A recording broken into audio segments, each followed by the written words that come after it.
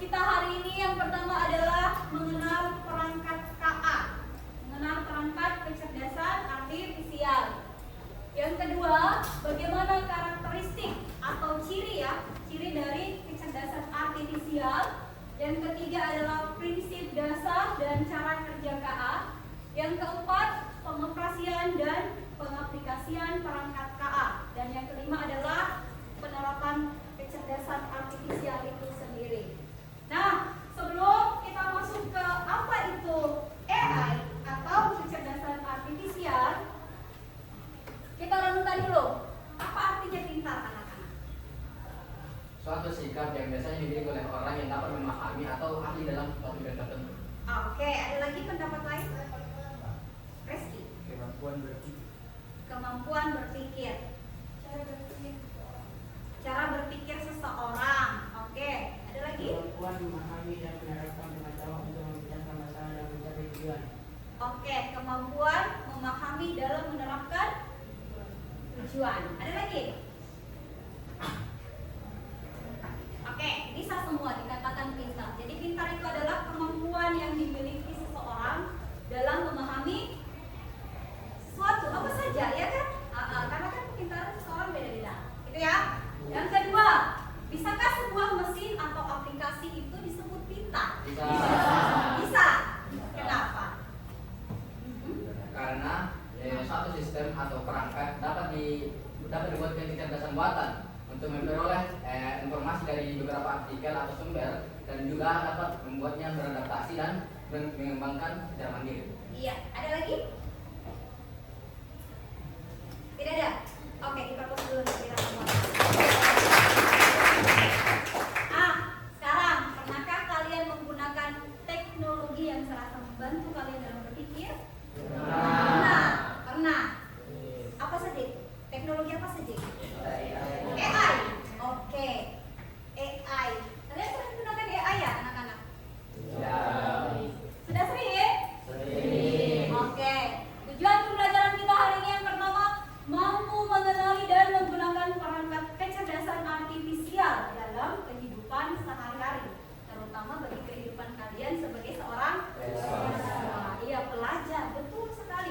Yang kedua, mampu memilih jenis perangkat AI yang sesuai untuk diajak bekerja sama dalam menyelesaikan tugas tertentu. Tugas kalian banyak di sini? Banyak. Oke, yang ketiga, mampu memahami dan menganalisis cara pembelajaran yang tepat agar kecerdasan artifisial bisa dimanfaatkan dalam proses pembelajaran. Nah, sekarang menurut kalian apa itu AI? Terus dulu deh. AI adalah semacam kecerdasan buatan. Semacam kecerdasan buatan. Semacam saja. Atau memang kecerdasan buatan? Memang kecerdasan buatan. Oke. Imam, lagi-lagi Imam. Suatu perangkat atau sistem yang diciptakan untuk meniru termasuk manusia. Untuk meniru kecerdasan manusia. Ada lagi? Ya, siapa namanya? Adalah teknologi yang membantu mesin atau komputer bisa meniru cara berpikir dan bertindak seperti manusia. Yang berarti please. Apa? AI adalah teknologi yang membuat mesin atau komputer bisa meniru cara berpikir dan bertindak seperti manusia. Oke, membantu untuk bisa meniru dan berpikir cara manusia, gitu ya. Oke, ada lagi? Ya, siapa namanya, Nak? Oke, Latifah. Maaf ya, belum hafal nama. Latifah, apa itu AI? AI adalah cara ilmu komputer yang berfokus pada pengembangan sistem untuk menirukan kemampuan berpikir manusia. Oke, untuk menirukan kemampuan berpikir manusia. Ada lagi? AI adalah teknologi yang memungkinkan mesin untuk berpikir dan belajar seperti manusia. Untuk berpikir lagi-lagi seperti manusia, ya. Oke, bagus sekali. Good job anak-anak. Kita mulai dulu. Sepertinya kalian lebih kenal AI ya daripada Miss? Tidak ya? Oke, kalau begitu, menurut KBBI, kecerdasan artifisial atau AI adalah program komputer yang meniru kecerdasan manusia, seperti mengambil keputusan, menyediakan dasar penalaran dan karakteristik manusia yang lainnya. Jadi semua yang kalian ungkapkan tadi terkait AI itu adalah benar. Oke? Iya, anak-anak. Nah, selanjutnya karakteristik kecerdasan artifisial. Yang pertama, kemampuan belajar dari data, mesin learning. Kemampuan belajar dari data. Jadi AI ini sebelum istilahnya sampai ke kalian itu dibuat sebenarnya oleh manusia itu sendiri, gitu kan? Melalui apa? Ada yang namanya coding, gitu ya, melalui coding. Dan mereka itu mengambil banyak data sehingga sampai di kalian dia sudah bisa menghasilkan output yang kalian sendiri berpikir, oh kok bisa ya AI ini menjawab semua pertanyaan dari saya, gitu ya. Oke, yang pertama, yang kedua, kemampuan beradaptasi dan meningkatkan performa seiring waktu. Artinya ya, kalau pertanyaan kalian hari ini sama, besok juga sama, belum tentu jawabannya sama karena dia terus beradaptasi. Oke. KA bekerja menggunakan algoritma dan model prediktif. Jadi yang seperti yang saya katakan tadi ya, itu kan algoritma itu kan hanya KA ini dibuat oleh manusia melalui coding, gitu kan?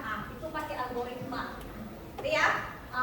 Kemudian model prediktif. Jadi KA ini bekerja sesuai dengan yang diprediksi, begitu ya. Oke, selanjutnya KA mampu mengenali pola tersembunyi dan membuat keputusan secara otomatis. Selanjutnya, prinsip dasar kecerdasan artifisial. Nah, yang pertama masukkan, terus diproses, terus ada outputnya, hasilnya, gitu ya. Jadi masukkan data apa saja, pertanyaan, perintah suara, teks, gambar, dan yang lain. Kemudian diproses, ini dia melalui algoritma kecerdasan artifisial. Kemudian outputnya, ya hasilnya tergantung dari pertanyaan kalian apa, gitu ya. Paham? Sampai sini paham? Oke, good job. Yang kedua, pengoperasian kecerdasan artifisial dalam berbagai bidang. Ya, ini ada pembuat dan pengolah video, audio. Ada yang biasa kalian gunakan di sini? Oke, apa lagi? Apa? Yang mana itu nak? Tiga dari bawah. Ini? Yang tiga dari bawah, siapa? Tiga dari. Pembuat apa itu nak? Audio. Oh ini, oke, ada lagi. Ini kan ada pembuat dan pengolah video dan audio. Ini pembuat konten otomatis. Ini pengolah gambar otomatis. Ini presentasi otomatis, pengolahan data, pengolah dan penyunting teks dan bahasa, dan ada pembuat ARNPF, gitu ya. Coba dilihat-lihat dulu. Yang mana yang selama ini kalian gunakan? Satu paling sering ChatGPT. Kalian biasanya gunakan ChatGPT untuk apa? Kerja tugas? Ada jawabannya? Ada. Kalau matematika? Ada juga? Tepat jawabannya? Oh tepat. Belum tentu benar. Jadi bagaimana caranya supaya hasil dari atau output dari AI ini bisa kita kontrol sendiri? Menyusun atau menggunakan prompt yang sistematis agar dapat lebih mudah dipahami oleh algoritma. Kalian sudah kenal prompt juga? Sudah? Oke, good job. Ini ya yang lebih sederhananya dari tadi. Jadi kecerdasan artifisial untuk teks itu misalnya ChatGPT, Gemini yang saya sering gunakan sih ChatGPT, Gemini yang paling mudah ya. Atau kalian yang lainnya sudah? Belum. Oke. Yang kedua untuk gambar ada DALL-E, ada tanpa AI. Ini yang paling sering ya, paling sering. Kemudian selanjutnya ada untuk video tadi ada ini, kalau video biasanya capcut ya tadi ya, yang paling sering. Ya. Kemudian untuk audio ini Suno bisa menggunakan ini. Tapi sudah mulai ini semua. Belum nanti ini share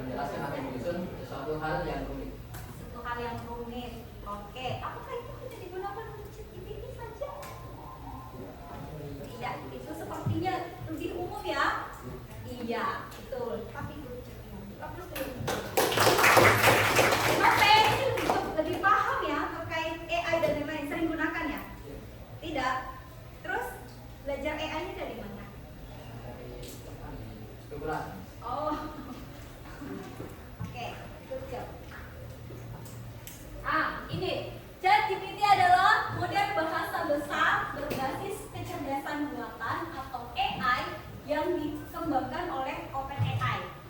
Gitu ya. Nah, ia dirancang untuk menghasilkan teks yang menyerupai percakapan manusia. Jadi kalau mungkin berinteraksi dengan AI, nanti jawabannya kayak kita berinteraksi dengan manusia yang lainnya, gitu ya, kayak teman. Nah, terus memungkinkan interaksi yang alami, kontekstual, yang alami, betul-betul alami. Karena di chat GPT itu, kalau kita misalnya menanyakan sesuatu, kayak teman tak ada jawab juga dengan sesuatu yang kita tanyakan. Entahkah itu menggunakan bahasa tak sendiri, ya kan? Atau menggunakan bahasa yang lainnya. Dia tuh bisa menjelaskan itu. Atau bisa bercakap-cakap dengan kita dengan bahasa yang sesuai dengan yang kita gunakan. Itu ya. Nah, dalam penggunaan AI ini, terutama pada ChatGPT, ada yang dimaksud dengan prompt. Jadi prompt itu adalah perintah, ya, perintah atau instruksi yang akan dimasukkan ke dalam ChatGPT sehingga dia bisa memahami bahasa kita, bahasa kita sebagai manusia. Bagaimana sih anak-anak prompt yang baik itu? Bagaimana?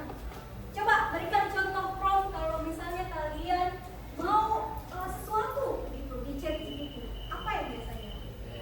Karena saya pernah menggunakan ChatGPT, saya coba membuat gambar. Saya membuat prompt, buatkan sebuah foto iPhone dengan latar belakang yang sedikit kabur dan juga sistem lightning atau pencahayaan yang kurang konsisten agar terlihat lebih realistis. Lebih realistis. Oke, itu prompt yang sangat lengkap gitu ya. Ada lagi nak yang pernah menggunakan ChatGPT? Tadi katanya sudah pernah menggunakan ChatGPT. Ada. Selain Imam, ada lagi? Siapa tadi yang sering menggunakan ChatGPT? Kita sering.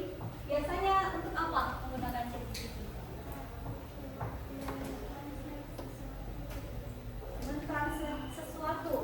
Coba perintahnya apa atau instruksinya apa ke ChatGPT-nya?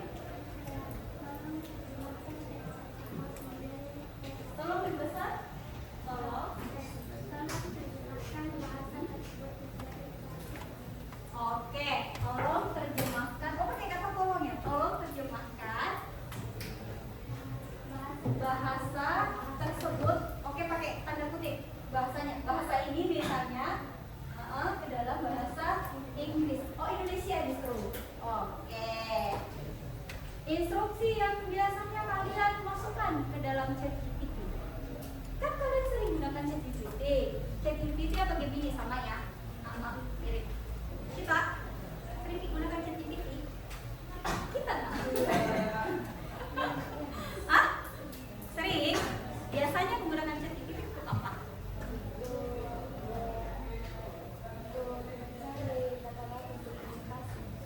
Mencari kata-kata untuk presentasi.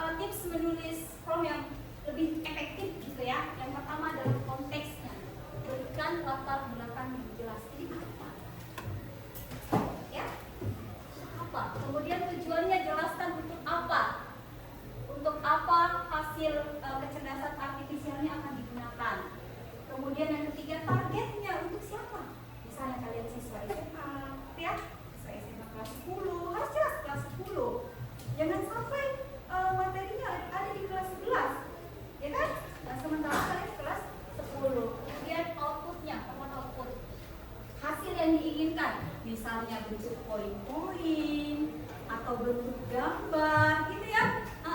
Pokoknya sesuai yang kalian mau, sesuai instruksi yang kalian mau. Kemudian tone atau gaya, intonasi dalam komunikasi. Seperti yang saya sampaikan tadi, misalnya bahasa tak pakai bahasa kita misalnya kayak gimana ya? Iya, bikin gambar begitu. Katanya imam begitu. Dari bahasa tak masing-masing.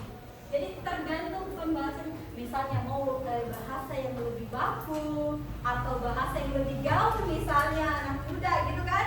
Iya, betul. Kemudian referensi atau contoh ya.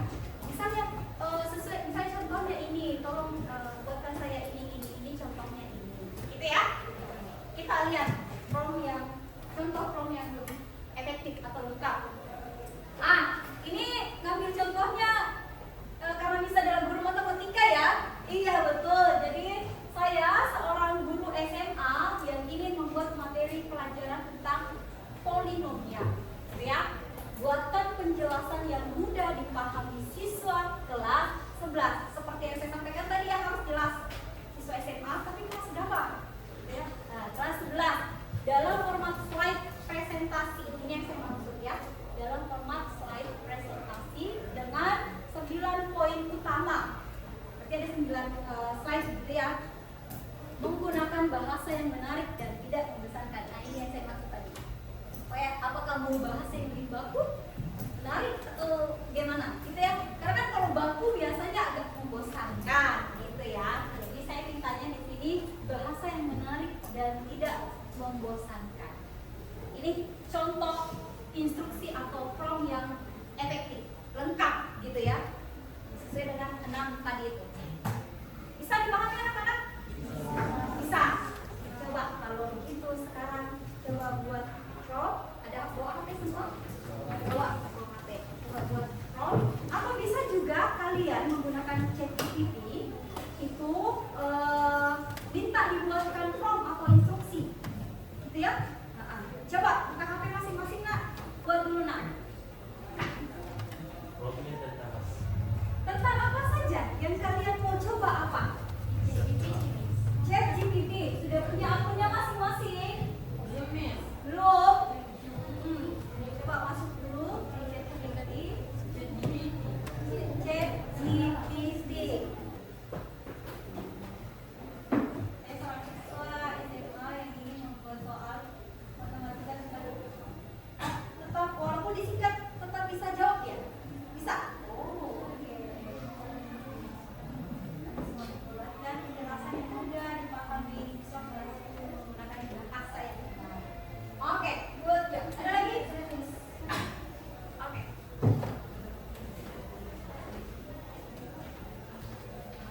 Saya seorang siswa SMA yang ingin membuat cerita rakyat. Buatkan cerita Malin Kuda dengan 4 paragraf dengan menggunakan bahasa yang menarik. Oke. Outputnya dikasih 4 paragraf. Good job. Oke, coba ya. Jadi itu tadi beberapa contoh prompt atau instruksi yang diberikan teman-temanmu dan outputnya sesuai. Menurut kalian sesuai? Oke. Nah, sekarang karena sebentar Miss akan menjelaskan tentang gamma AI, prosesnya gitu ya. Kita harus tahu dulu apa itu gamma AI. Gamma AI itu adalah platform berbasis kecerdasan buatan atau AI yang dirancang untuk membuat pengguna membuat presentasi, dokumen, dan web yang lebih mudah dan cepat. Ia menggunakan AI untuk menghasilkan kerangka konten, memilih tata letak visual, dan bahkan membuat slide presentasi yang menarik. Kenapa Miss pilihnya ChatGPT dengan Gamma AI? Kan kalian sering dapat tugas untuk buat presentasi ya? Iya, jadi untuk lebih memudahkan kalian ke depan, maka harus menggunakan AI. Tapi ingat, keputusan akhirnya ada sama kalian, gitu ya. Jangan mempercayai AI secara mentah-mentah, gitu ya. Oke, harus ditelusuri dulu anak-anak.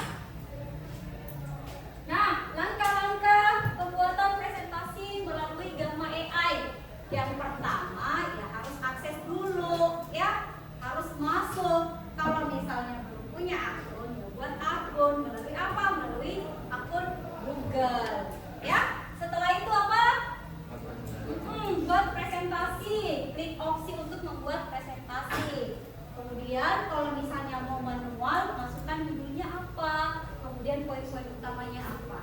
Oke? Kemudian bisa menggunakan template yang ada, ya. Jadi tidak perlu mendesain ulang atau mendesain baru gitu. Kalau punya template yang kalian senangi dan sesuai, ya sudah pakai template. Oke? Nah, yang kedua, di Gamma AI juga ada AI-nya untuk membuat draftnya seperti apa. Jadi tinggal kalian mengetik, masukkan prompt-nya. Prompt-nya itu bisa didapatkan di ChatGPT. Itu yang lebih lengkap supaya menghasilkan presentasi yang dihasilkan juga lebih lengkap di sini. Oke ya. Setelah dibuatkan jadi dia punya presentasi itu ya, sudah ada poin-poin yang dihasilkan dari Gamma AI, maka sesuaikan. Jadi kalau misalnya sudah jadi jangan di apa? Jangan diatur mentah-mentah. Gitu ya. Ini dulu dicerna dulu. Cocok tidak ya? Sesuai tidak ya? Kalau tidak misalnya tidak sesuai, ya kalian bisa edit sendiri. Kalau misalnya desainnya menurut kalian sudah bagus dan lain-lain, tapi ada materi yang kurang, mau dimasukkan dan lain-lain, itu bisa diedit kembali, gitu ya. Setelah diedit dan merasa kalian punya presentasinya sudah bagus, slide-nya sudah oke, isinya sudah oke, maka silahkan di download, diekspor atau dibagikan. Dibagikannya ya bisa melalui PDF atau PowerPoint. Sudah, that's it. Itu. Oke? Paham nggak? Paham. Tadi yang ditanyakan sampai sini terkait ChatGPT dan Gamma AI. Kira jelas ya? Jelas? Oke, kalau begitu sekarang kita buat Gamma AI-nya.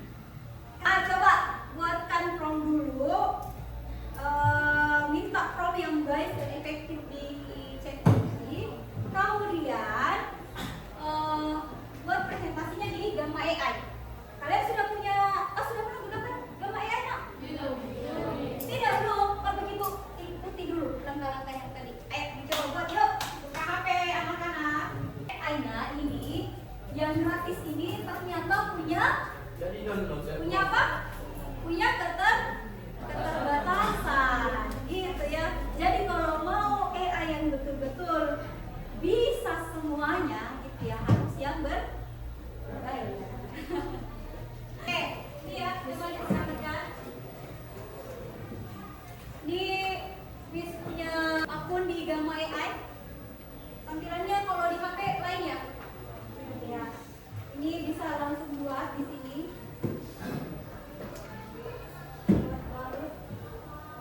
Terus berkreasi dengan AI, terus buat.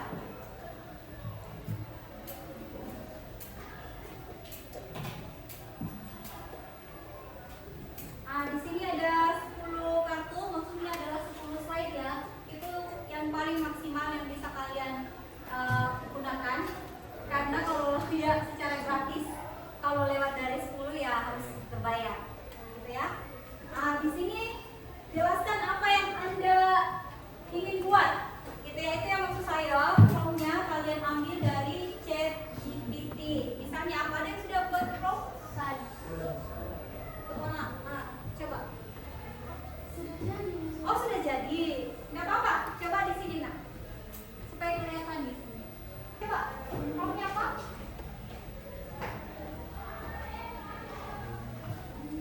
Dibaca apa ya? Dibaca. Boleh dicoba. Please.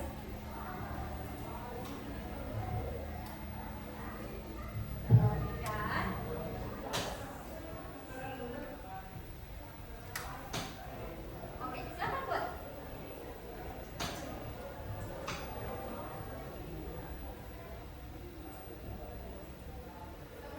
Oke, ini garis besarnya.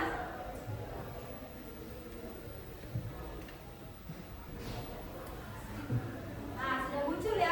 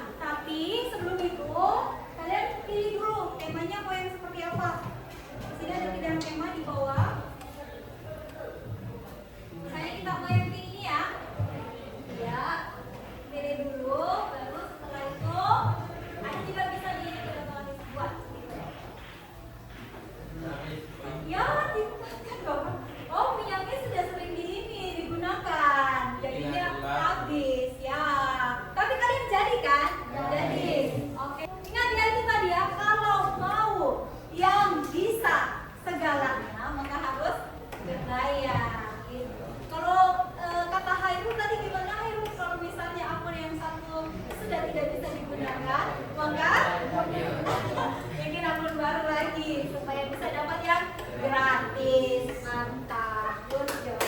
Tepuk tangan untuk kita semuanya.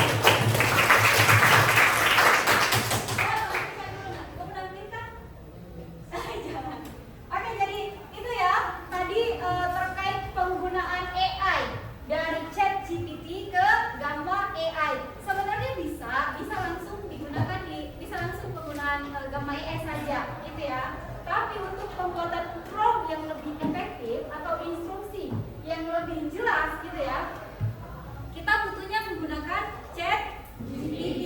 Karena kalau minta dibuatkan prompt di Gamma AI itu tidak bisa begitu. Oke anak-anak, promptnya kalau mau secara langsung bisa, tapi kalau untuk dibuatkan promptnya ya harus di ChatGPT, gitu ya. Oke, paham nggak untuk pembelajaran kita hari ini? Pahami. Oke, good job. Nah, sekarang refleksinya setelah pembelajaran hari ini terkait AI. Apa hal yang paling berkesan bagi kalian saat mempelajari yang namanya kecerdasan artifisial? Satu orang. Apa hal yang paling berkesan bagi kalian? Siapa namanya Kak? Siapa? Anindita. Oke, Anindita. Apa hal yang paling berkesan bagi Anindita? Mempermudah untuk mengerjakan tugas. Oke, ada lagi? Ada lagi? Imam sudah tahu tanda tangan. Boleh.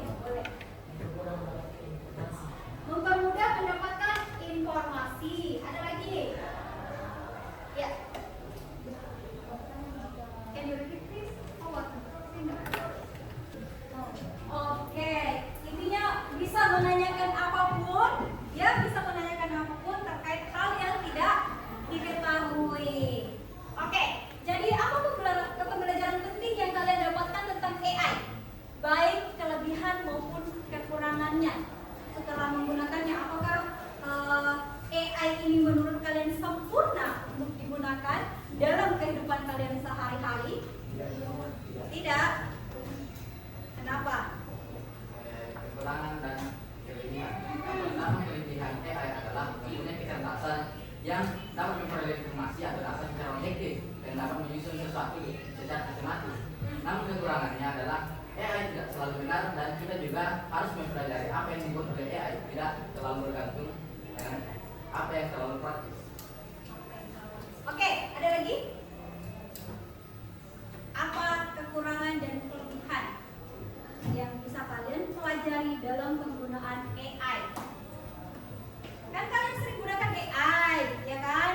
Menurut kalian, ya pastikan dimudahkan. Tapi ada tidak sih setelah dimudahkan, misalnya kalian merasa, oh ternyata ketika saya dimudahkan, saya menjadi ini. Ada tidak? Ada. Ayo deh. Terlalu instan sehingga menjadi malas.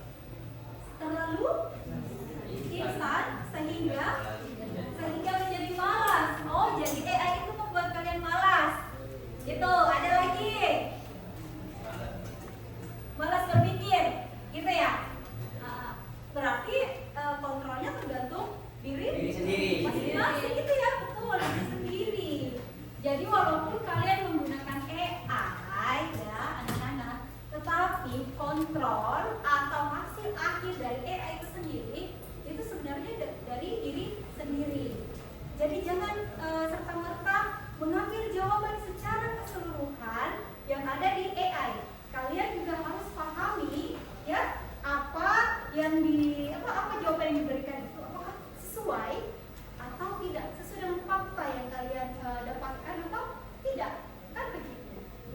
Ya, harus di cross check dulu. Jadi jangan serta-merta menggunakan AI. Mungkin bisa di cross check misalnya kalau mulai pembelajaran misalnya dari buku atau dari sumber lain misalnya ya, gitu, dari artikel-artikel misalnya